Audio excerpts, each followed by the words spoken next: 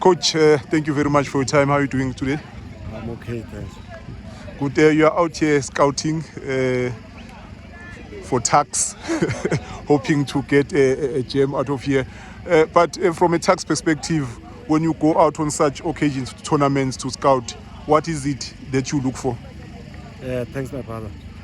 Basically, what we look for when you come for such tournament is a player in the form of where he comes from, when he plays together with his teammates.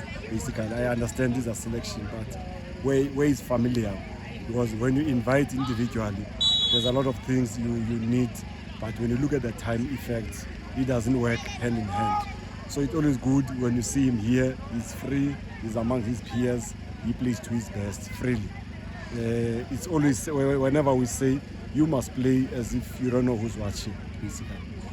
And another thing that most people within the football fraternity talk about is we still get open trials.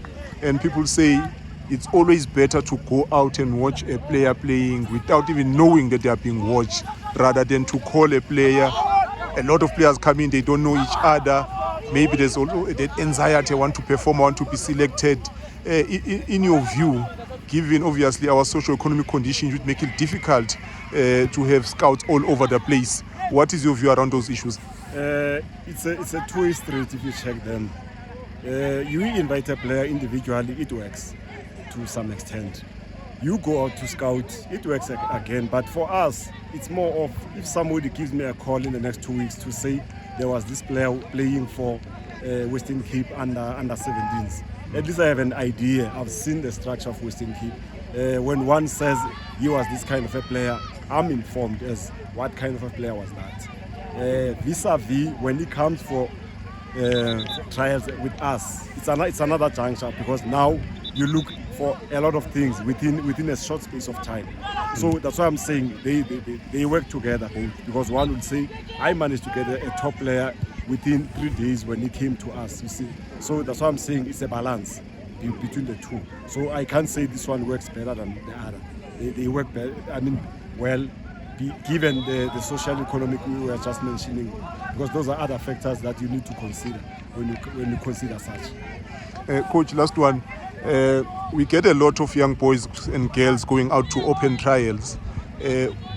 What message would you give to them? What things must they try to do in those trials so that they can stand out and be noticed? Because they go there with the hope that I'll do something special and the coaches will select me and I'll get an opportunity to play for the team. And others, they go there not sure what exactly to do, and they end up doing things that are not normal to them, that are normally not part of their game.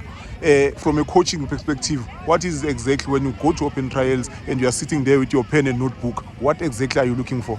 It always go down to what you know best. You must do what you know best. Don't be, because what kills players mostly is being nervous of the environment, especially when they know that we are going under scrutiny, there's somebody assessing me from outside. Then when you are nervous, nothing functions, because you know your nervous system, how it works.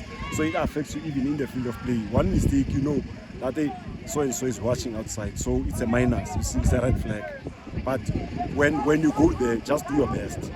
Be your best. Do what you are comfortable doing, not to adapt any other thing.